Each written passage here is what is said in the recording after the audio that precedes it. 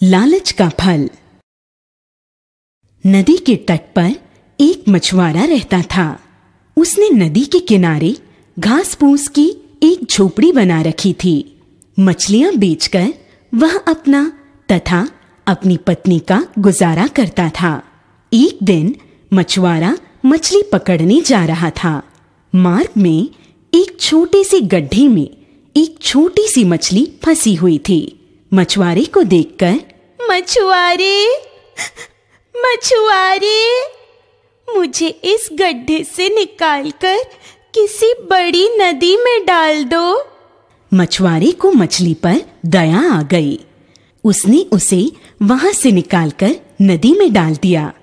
वह प्रतिदिन उससे बातें करता था।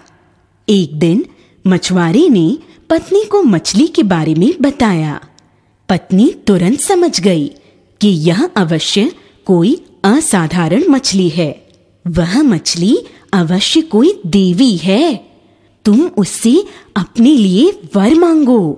मछुआरा उस दिन जब नदी से मछलियां पकड़कर लौट रहा था, अचानक उसे पत्नी की बात याद आ गई। मछुआरे ने मछली के पास जाकर, मेरा घर बन जाए।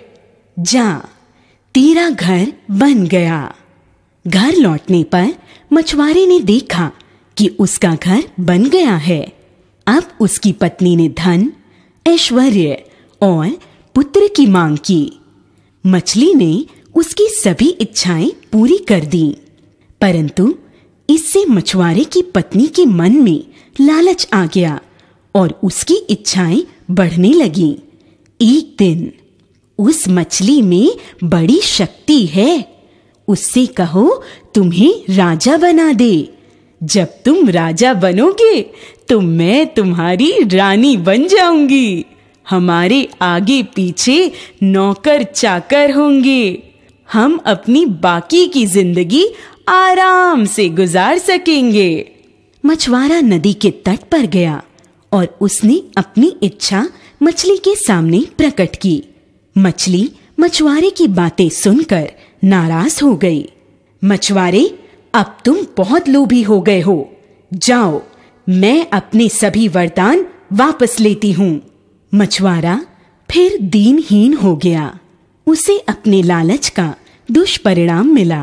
किसी ने ठीक ही कहा है, अधिक लालच का फल हमेशा बुरा ही होता है। इसलिए हमें अधिक लालच नहीं करना चाहिए।